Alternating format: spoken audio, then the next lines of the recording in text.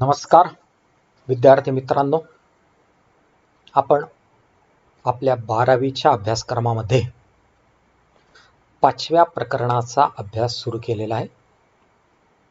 5व्या प्रकरणाचं नाव सुशासन. या प्रकरणाचा अभ्यास करीत असताना आपण शासन म्हणजे काय, प्रशासन म्हणजे काय, लोकप्रशासन म्हणजे काय, सुशासन म्हणजे काय, सुशासनाची असणारी मूल्ये, त्याचप्रमाणे भारतामध्ये सुशासन निर्माण करण्यासाठी झालेले वेगवेगळे प्रयत्न, या प्रयत्नामध्ये पहिला प्रशासकीय सुधारणा आयोग असेल, दुसरा प्रशासकीय सुधारणा आयोग, याचा विचार आपण मागच्या काही भागांमध्ये केलेला आहे.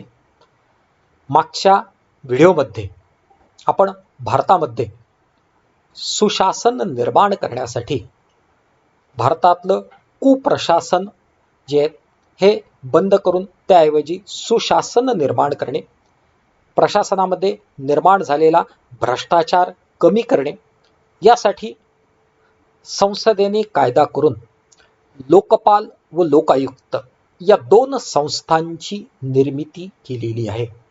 मागच्या दोन व्हिडिओमध्ये आपण लोकपाल म्हणजे काय, केंद्र सरकारसाठी लोकपाल जो असतो आणि घटक राज्य सरकारांसाठी लोकायुक्ताची नेमणूक केलेली आहे.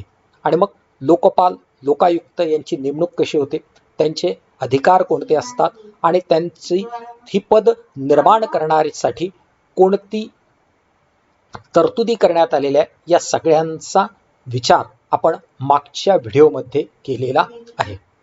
परंतु लोकपाल आणि लोकायुक्त ही एवढीच तरतूद सुशासन निर्माण करण्यासाठी करण्यात आलेल्या नाही, त्यासोबतच अनेक तरतुदी संसदेने मंजूर केलेल्या आहे. जसं नागरिकांची सनद असेल, माहितीचा अधिकार असेल, ई प्रशासन असेल, अशा प्रकारच्या तरतुदी केलेल्या आहेत. या सर्व तरतुदींचा एक तरतुदींचा आपल्याला आपल्या अभ्यासक्रमामध्ये अभ्यास करायचा आहे. म्हणजेच ज्याप्रमाणे मागच्या वेळेस आपण लोकपाल आणि लोकायुक्त यांचा अभ्यास केला, आजच्या व्हिडिओमध्ये आपण नागरिकांची सनद यांचा विचार या ठिकाणी करणार आहोत. नागरिकांची सनद जी आहे, या सनदला इंग्रजीमध्ये सिटीझन चार्टर असं नाव दिलं जातं. सुशासनामध्ये नागरिकांचा विचार करणं आवश्यक असते. प्रशासन हे नागरिकांसाठी निर्माण केलेलं असतं आणि प्रशासनामध्ये नागरिकांचा सहभाग असणं आवश्यक असते. परंतु भारतीय सुशासनामधला एक महत्त्वाचा जो अडथळा आहे तो म्हणजे भारतामध्ये प्रशासनामध्ये नागरिकांचा सहभाग कमी असतो. आणि मग हा नागरिकांचा सहभाग प्रशासनामध्ये वाढवला जावा यासाठी जे वेगवेगळे प्रयत्न झालेले, त्या प्रयत्नामध्ये नागरिकांची सनद हा एक महत्त्वाचा पैलू मानला जातो. या दृष्टिकोनातून नागरिकांची सनद ही संकल्पना कशी निर्माण झाली याचा इतिहास जर आपण पाहिला तर आपल्या असं लक्षात येतं की नागरिकांची सनद या संकल्पनेची सुरुवात सर्वप्रथम ब्रिटनचे किंवा ज्याला आपण इंग्लंड म्हणतो, इंग्लंडचे माजी पंतप्रधान मार्गरेट थॅचर यांनी इंग्लंडमध्ये ही संकल्पना सर्वप्रथम पुढे आणली आणि प्रशासनामध्ये पारदर्शकता आणणे आणि प्रशासन लोकाभिमुख करणे या उद्देशासाठी मार्गरेट थॅचर यांनी सिटीझन चार्टर या ही संकल्पना मांडली होती.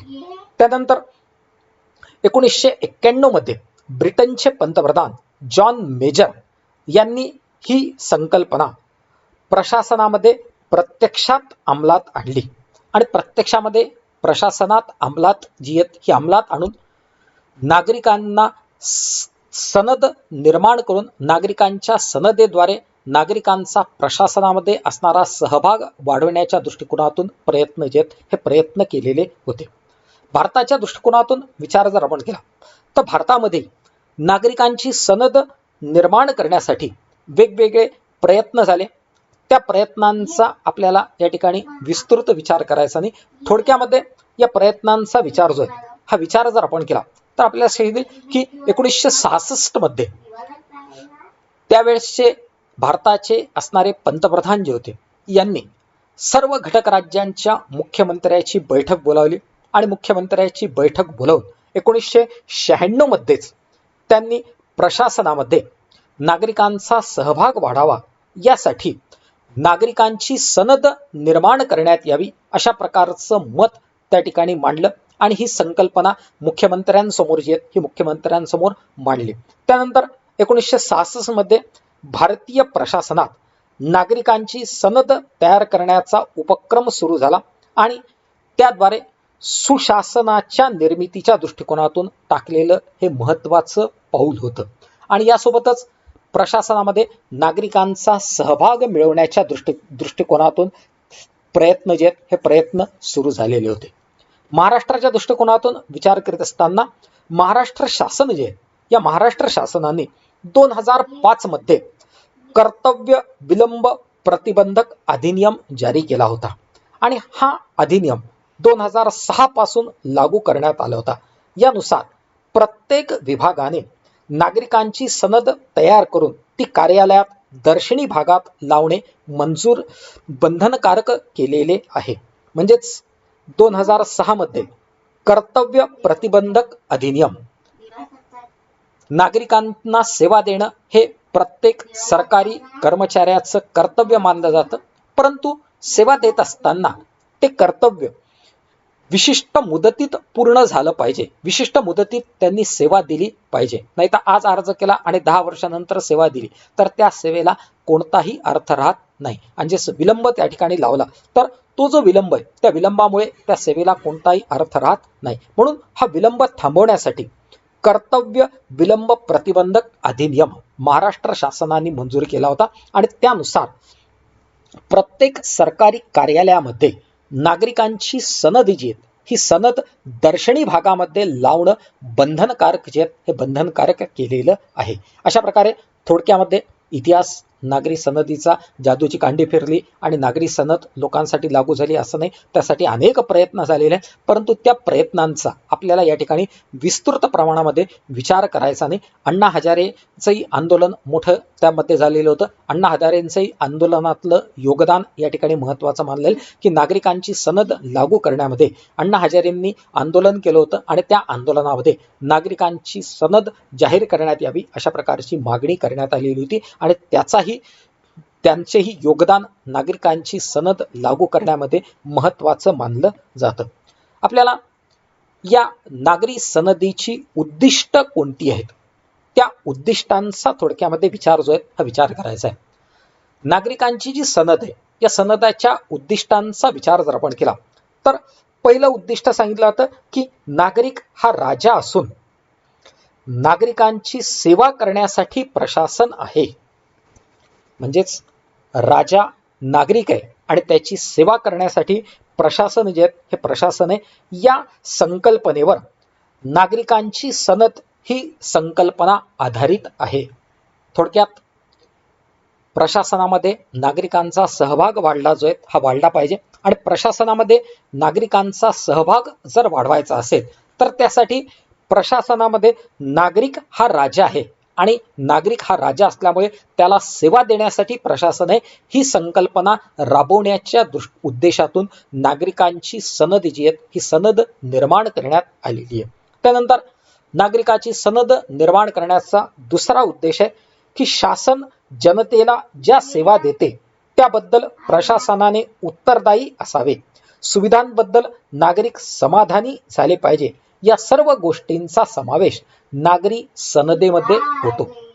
आपण पाहिलं की सुशासनामध्ये प्रशासन हे जबाबदार व उत्तरदायी असलं पाहिजे आणि मग कार्यालयाची जबाबदारी काय प्रशासनाची जबाबदारी काय हे नागरिकांच्या सनदेमध्ये जे त्या सनदेमध्ये लिहिलेलं असतं आणि मग ही जबाबदारी जी आहे ही जबाबदारी आणि उत्तरदायित्व निश्चित करून ते जनतेला समजावं यासाठी नागरिकांची सनद जी आहे ही सनद जाहीर केली जाते. ज्याप्रमाणे जनतेला समजावं त्याचप्रमाणे प्रशासनाच्या अधिकाऱ्यांनाही समजलं पाहिजे की आपण जनतेप्रती उत्तरदायी आहोत जनतेला आपण कोणकोणत्या सेवा देणार आहोत हे अधिकाऱ्यांनाही समजावं आणि जनतेलाही समजलं जे हे समजलं पाहिजे, या उद्दिष्टांसाठी नागरिकांची सनद निर्माण केली जाते. त्यानंतर नागरिकांची सनद निर्माण होण्याचा तिसरा उद्देश सांगितला जातो की नागरिक आणि सेवा देणाऱ्या संस्था या दोघांनाही सार्वजनिक सेवा देण्याकरताच आहेत हे कळायला हवं. नागरिकांनाही कळायला पाहिजे की प्रशासन जे आहेत हे प्रशासन नागरिकांच्या सेवा देण्यासाठी आहेत. त्याचप्रमाणे प्रशासनांनी सतत याची जाणीव राहिली पाहिजे की आपण जे प्रशासन आहे हे प्रशासन नागरिकांना सेवा देण्यासाठी जे हे देण्यासाठी आहे आणि सेवा देणं हे आपलं प्रथम कर्तव्य आहे. या कर्तव्याची जाणीव नागरिकांनाही व्हावी आणि अधिकाऱ्यांनाही व्हावी आणि ही जाणीव होण्यासाठी कार्यालयाच्या बाहेर जर नागरिकांची सनद लावून ठेवली तर नागरिक आणि कर्मचारी या दोघांनाही आपल्या कर्तव्याची जाणीव जी आहे ही जाणीव होईल. याच उद्देशातून नागरिकांची सनद निर्माण करण्यात आलेली आहे. त्यानंतर नागरिकांची सनद निर्माण करण्याचा चौथा उद्देश सांगितला जातो की प्रत्येक संस्थेने आपण जनतेला कोणत्या व कशा प्रकारच्या सोयी सुविधा देणार आहोत या स्पष्ट करून त्याचा दर्जा निश्चित केला पाहिजे. म्हणजेच प्रत्येक नागरिकांची सनद जर आपण पाहिली तर त्या नागरिकाच्या सनदीमध्ये प्रत्येक कार्यालयात ती लावली जाते.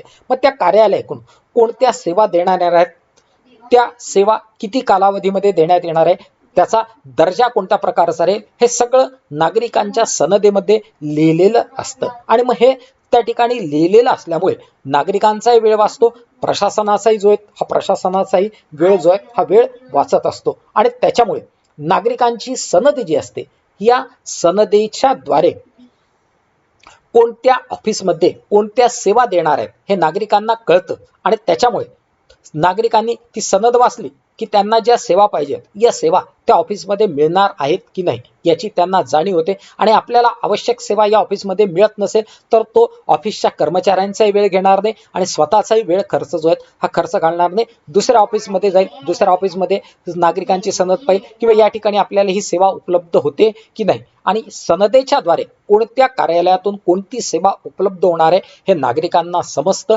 आणि याच उद्देशातून नागरिकांची सनद निर्माण करण्यात आलेली आहे. अशा प्रकारे थोडक्यामध्ये आपण नागरिकांची सनद का निर्माण करण्यात आली त्याची उद्दिष्टे जी आहेत ही उद्दिष्टे थोडक्यामध्ये जी आहेत या थोडक्यामध्ये पाहिली जी आहेत ही पाहिली.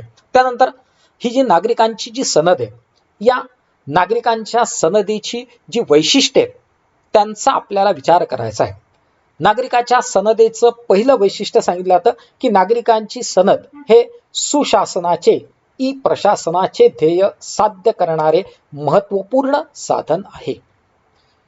पहिलं वैशिष्ट्य पाहत असता आपल्या लक्षात येईल की सुशासन निर्माण करणं हे शासनाचं महत्वाचं उद्दिष्ट आहे आणि सुशासन निर्माण करण्यासाठी ई प्रशासन आवश्यक आहे. मग हे ई प्रशासन जे हे ई प्रशासनाचं आणि सुशासनाचं ध्येय साध्य जर करायचं असेल तर त्यासाठी नागरिकांची सनद आवश्यक आहे हे त्याचं पहिलं वैशिष्ट्य मानलं जातं. त्यानंतर दुसरं वैशिष्ट्य मानलं जातं नागरिकांची सनद प्रशासनाला जबाबदारीची जाणीव करून देते. सनदेमध्ये प्रशासन असतं, त्या प्रशासनातील प्रत्येक अधिकाऱ्याची जबाबदारी कोणती आहे, कार्य कोणतं आहे ते लिहिलेलं असतं आणि त्या सनदेकडे पाहून प्रत्येक प्रशासनातील कर्मचाऱ्याला आपल्या जबाबदारीची जाणीव होते, आपल्या कार्याची जाणीव होते, आपल्याला ते कार्य किती काळात करायचं याचीही जाणीव जी आहे ही जाणीव होत असते. आणि त्याच्यामुळे नागरिकांची जी सनद आहे या नागरिकाच्या सनदेतून प्रशासनाला त्यांच्या जबाबदारीची जाणीव होते. हे नागरिकांच्या सनदेचं दुसरं वैशिष्ट्य मानलं जातं. त्यानंतर नागरिकांच्या सनदेचं तिसरं वैशिष्ट्य सांगितलं जातं की प्रत्येक कार्यालय याचा विचार जर आपण केला तर त्या प्रत्येक कार्यालयामध्ये नागरिकांची सनद 2 ते 3 पानाची असते आणि त्याच्यामुळे ही सनद कार्यालयाच्या दर्शनी भागामध्ये लावण्यात येते जेणेकरून नागरिकांना ती स्पष्टपणे दिसते. एखादा नागरिक कार्यालयात आला की त्याला समोर ती सनद दिसते, मग ती सनद तो पाहतो, ती सनद ती पाहिल्यानंतर त्याला आवश्यक की त्याला ज्या सेवा पाहिजे असतात त्या सेवा या कार्यालयात उपलब्ध आहे किंवा नाही याची त्याला जाणीव होते. सेवा उपलब्ध असेल तर ती सेवा कोणाकडून प्राप्त होणार याचीही माहिती त्याला सनदीतून प्राप्त होते. त्याचप्रमाणे ती सेवा किती वेळामध्ये प्राप्त होईल याची माहिती त्याला होते. त्याचप्रमाणे ती सेवा प्राप्त होण्यासाठी किती शुल्क भरावं लागेल याची माहिती त्याला सनदेद्वारे प्राप्त होत असते. अशा प्रकारे नागरिक आणि प्रशासन या दोघांनाही आपल्याला कोणत्या सेवा मिळणार, कशा मिळणार आहेत याची सर्व माहिती या नागरिकांच्या सनदेद्वारे प्राप्त होत असते. आणि त्याच्यामुळे नागरिक आणि कार्यालयीन कर्मचारी यांच्या दर्शनी भागांमध्ये ही नागरिकांची सनद लावण्यात यावी आणि त्याच्यामुळे कार्यालयातील कर्मचाऱ्यांचा आणि नागरिकांचाही वेळ वाचतो. या वैशिष्ट्यातून नागरिकांची सनद जी आहे ही सनद निर्माण करण्याची ही करण्यात आलेली आहे. अशा प्रकारे थोडक्यामध्ये आपण नागरिकांची जी सनद आहे या सनदेची उद्दिष्टे आणि नागरिकांची जी सनद आहेत या सनदेची वैशिष्ट्ये यांचा विचार जो आहे हा विचार केलेला आहे. आता आपल्याला थोडक्यामध्ये ही जी नागरिकांची सनदी जी असते या सनदेमध्ये कोणकोणत्या बाबी समाविष्ट केलेल्या असतात. आपल्या बाजूचं स्क्रीन जे या स्क्रीनवर एक उदाहरणादाखल एक सनद दिलेली आहे. ती पाहण्याच्या अगोदर थोडक्यामध्ये आपण ही जी सनद असते या सनदेमध्ये विस्तृत प्रमाणात बाबी दिलेल्या असतात. त्याच्यापैकी ठळक ठळक कोणकोणत्या बाबी नागरिकांच्या सनदेमध्ये लिहिलेल्या असतात त्याचा आपण या ठिकाणी विचार करायचा आहे. की प्रत्येक सरकारी कार्यालय असतं, मग या प्रत्येक सरकारी कार्यालयामध्ये दर्शनी भागामध्ये नागरिकांची सनद लावलेली असते. मग ही नागरिकांची सनद लावत असताना सर्वप्रथम त्यावरती त्या कार्यालयाचं नाव जे हे नाव असतं. त्यानंतर हे कार्यालय कशा करता कार्यरत आहे, हे कार्यालय कोणत्या कामासाठी कार्यरत आहे ते त्याच्यावर लिहिलेले जे हे लिहिलेलं असतं. उदाहरणार्थ आपण या ठिकाणचं बाजूचं कार्यालय जर आपण पाहिलं तर त्या ठिकाणी ते कार्यालय नागरिकांची सनद लिहिलेली आहे आणि त्या कार्यालयाचं नाव दिलेलं आहे नोंदणी व मुद्रांक विभाग. मग नोंदणी आणि मुद्रांक विभाग हाय हे कार्यालय. मग या कार्यालयामध्ये कोणकोणत्या सुविधा देण्यात आलेल्या आहेत तर त्या सुविधा त्या ठिकाणी कार्यालयामध्ये त्या नागरिकांच्या सनदेमध्ये लिहिलेल्या जे आहेत या लिहिलेल्या असतात. त्याचप्रमाणे नागरिकांची जी सनद असते या नागरिकांच्या सनदेमध्ये त्या कार्यालयातील कर्मचाऱ्यांची पदज्येष्ठता लिहिलेली असते. आपण जर पाहिलं तर प्रत्येक कार्यालयामध्ये कर्मचारी असतात, त्या कर्मचाऱ्यांची पदज्येष्ठता लिहिली असते. प्रथम श्रेणी असतील, द्वितीय श्रेणी असतील, तृतीय श्रेणी असतील. तर हे जे कर्मचारी आहेत मग त्या कर्मचाऱ्यांचा तक्ता त्या ठिकाणी दिलेला असतो. तर प्रत्येक अधिकाऱ्याची जबाबदारी कोणती आहेत, कामं कोणती आहेत हे सुद्धा त्या ठिकाणी लिहिलेलं असतं. म्हणजे पदतक्ता त्या ठिकाणी लिहिलेला असतो. त्या पदतक्त्यामध्ये कोणता अधिकारी आहे, कोणत्या अधिकाऱ्याकडे कोणती जबाबदारी आहे आणि कोणतं काम सोपवलेलं आहे हे त्याच्यामध्ये लिहिलेलं जे हे लिहिलेलं असतं. त्याचप्रमाणे या नागरिकांच्या सनदीमध्ये हे कार्यालय असतं. हे कार्यालय कोणकोणत्या सेवा देणार आहेत त्या सेवांची यादी त्या ठिकाणी दिलेली असते. त्याचप्रमाणे त्या सेवेसाठी अर्ज कसा करता येईल, अर्ज करण्यासाठी किती शुल्क भरावं लागेल, अर्ज केल्यानंतर किती दिवसामध्ये ती सेवा नागरिकांना प्राप्त होईल याची संपूर्ण माहिती नागरिकांच्या सनदीमध्ये दिलेली असते. त्याचप्रमाणे नागरिकांच्या सनदेमध्ये ही सगळी माहिती दिली असते.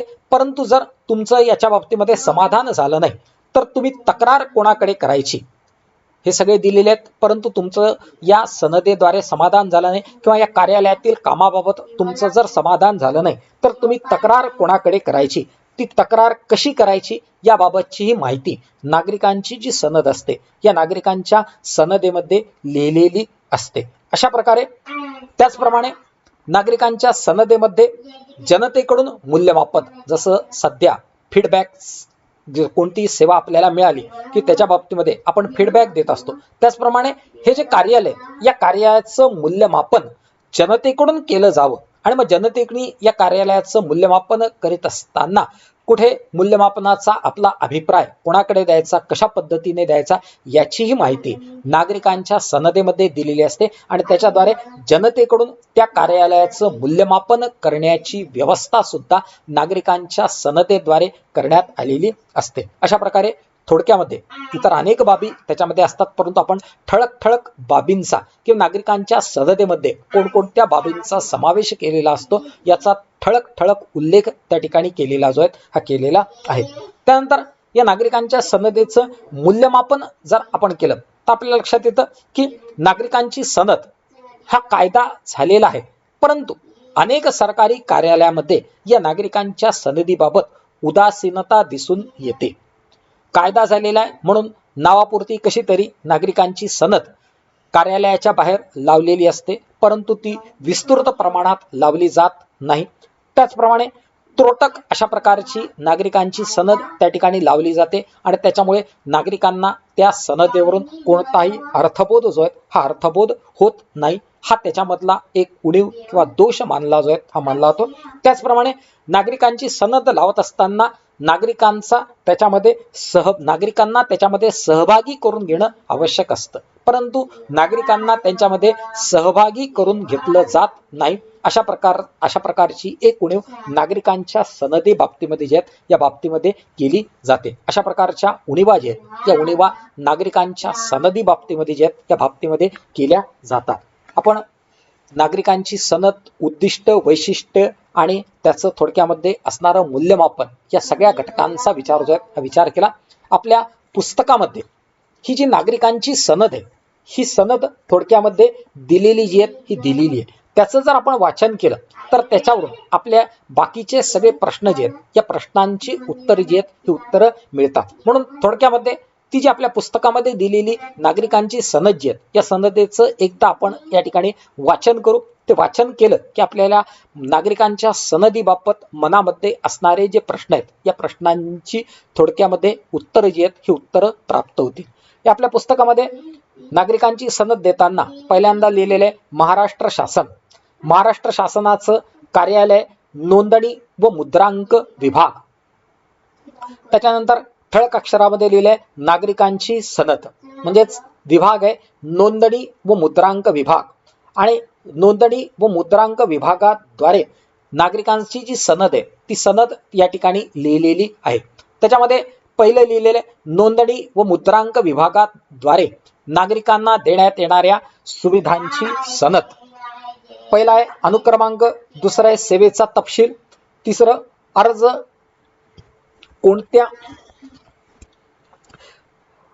कोणत्या कार्यालयात करावा, अर्ज मंजूर करणारे किंवा निर्णय घेणारे अधिकारी आणि सेवेसाठी लागणारा कालावधी. अशा प्रकारची त्या ठिकाणी दिलेली आहे. त्याच्यामध्ये पहिले दिलेले की दुय्यम निबंधक कार्यालयातून पुरवण्यात येणाऱ्या सेवा. त्याच्यामध्ये पहिली सेवा आहे दस्त नोंदणी करणे. दस्त नोंदणी करण्याचा अर्ज जो आहे हा अर्ज दुय्यम निबंधकाकडे करावा लागतो. अर्ज मंजूर करणारे अधिकारी आहे दुय्यम निबंधक आणि त्याला वेळ लागेल 30 मिनिटं. लक्षात घ्या, आपण एखाद्या प्लॉटची खरेदी अथवा विक्री करतो आणि मग खरेदी विक्री केल्यानंतर त्याची सरकारी कार्यालयामध्ये नोंदणी करणं आवश्यक असतं. मग त्याला आपण म्हणतो दस्त नोंदणी करणे. मग दस्त नोंदणी करणे त्याचा अधिकार आहे दुय्यम निबंधकाला. त्यानंतर दुसरा नंबर त्याच्यामध्ये दिलेला आहे की दस्ताच्या सूचीची प्रमाणित नक्कल देणे. दस्त नोंदणी केली की नोंदणी केल्यानंतर पुरावा म्हणून आपल्याजवळ त्याची एक नक्कल लागत असते. मग ही नक्कल कोण देणार, तर ती नक्कल देणार दुय्यम निबंधक. आणि मग त्या दुय्यम निबंधकाकडे दस्तऐवज किती दिवसात प्राप्त होईल, तर नोंदणी केल्यानंतर त्याची प्रमाणित नक्कल जी आहे ही नक्कल 5 दिवसात प्राप्त होईल.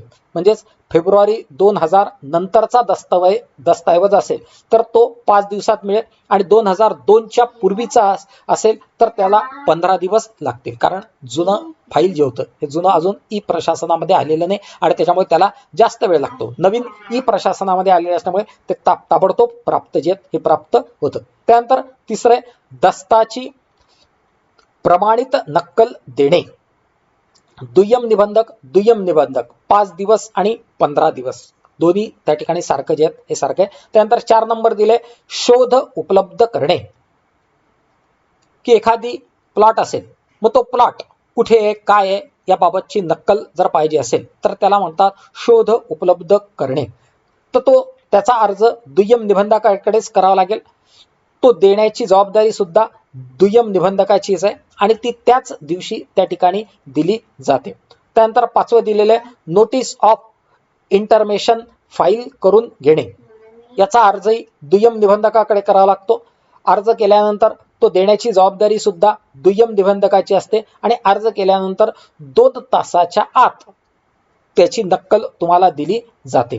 त्याच्यानंतर 6वं नंबर आहे जुना मूळ दस्त नोंदणी करून परत देणे, किंवा जुना दस्तऐवज असतो मग तो काही खराब झालेला असतो किंवा त्याची आकवडे नसते, त्याच्यामुळे त्याची पुन्हा नोंदणी करून घ्यायची असेल तर त्याचाही अधिक अर्ज जो असतो हा अर्ज दुय्यम निबंधकाकडे करावा लागतो आणि दुय्यम निबंधकच तो देतो आणि तो जो आहे त्याला लागणारा वेळ जो आहे हा वेळ सांगितलेला आहे 5 दिवसाचा वेळ. अशा प्रकारे प्रत्येक निबंधक कार्यालय जे आहेत या निबंधक कार्यालयामध्ये की कोणकोणत्या सुविधा देणार आहेत, त्या सुविधा कोण देणार आहे, त्या सुविधेचा अर्ज कोणाकडे करायचा आणि ती जी सुविधा आहे ती सुविधा किती वेळेमध्ये आपल्याला प्राप्त होईल अशी संपूर्ण माहिती असणारी नागरिकांची जी सनद असते ही नागरिकांची सनद त्या ठिकाणी जाहीर केली जाते. उदाहरणादाखल आपण 5-6 मुद्दे जे आहेत हे मुद्दे त्याच्यामध्ये जे आहेत हे त्याच्यामध्ये वाचलेले जे आहेत हे वाचलेले. त्याच्यानंतर सगळ्यात शेवटचा मुद्दा किंवा नागरिकांची सनद जी आहे या सनदीमध्ये शेवटी लिहिलेलं असतं की नागरिकांच्या सविस्तर माहितीसाठी संपूर्ण प्रत जिल्हा उपबंधक कार्यालय यांच्याकडे उपलब्ध आहे. म्हणजेच नागरिकांची सनद जी आहे ही सनद पूर्णपणे ऑफिसमध्ये त्या ठिकाणी लावता येत नाही, मोठी सनद असते त्याच्यामुळे ऑफिसच्या दर्शनी भागामध्ये एवढी मोठी सनद लावणं शक्य नसते. मग जर मूळ सनद जर पाहायची असेल तर ती सनदीची प्रत जी आहे ही प्रत या अधिकाऱ्याकडे उपलब्ध आहे अशा प्रकारची माहिती त्याच्यामध्ये दिली असते. त्यानंतर नागरिकाची सनद व सारथी ही पुस्तके www या वेबसाईटवर उपलब्ध आहे.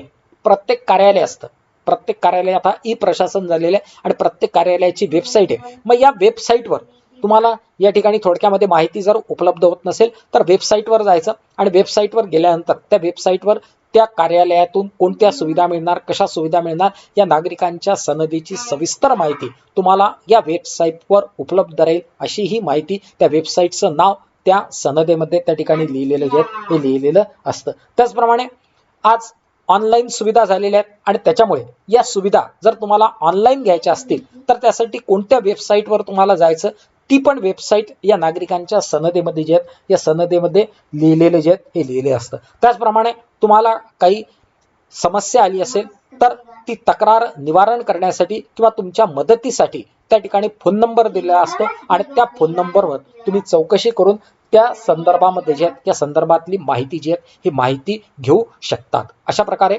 संपूर्ण माहिती असणारी नागरिकांची सनद प्रत्येक सरकारी कार्यालयामध्ये जे आहेत या कार्यालयामध्ये दर्शनी भागावर जाहीर केली जाते. यालाच आपण नागरिकांची सनद किंवा सिटीझन चार्टर असं म्हणत जे हे म्हणत असतो. यावरून थोडक्यामध्ये नागरिकांच्या सनदेमध्ये कोणकोणत्या बाबी असतात, कशा प्रकारच्या असतात याची थोडक्यामध्ये माहिती आपण संपूर्ण सनद वाचून पाहिल्याने ठळक ठळक बाबी त्या ठिकाणी आपण वाचून पाहिल्या. त्याच्यावरून तुम्हाला नागरिकाची सनद कशा प्रकारची असते याची कल्पना जी आहे ही कल्पना येण्यासाठी आपण थोडक्यामध्ये या नागरिकांच्या सनदेचं वाचन जे आहे हे वाचन केलेलं आहे. बाकीचे मुद्दे आपण पुढच्या व्हिडिओमध्ये जे आहेत या व्हिडिओमध्ये पाहणार आहोत. धन्यवाद.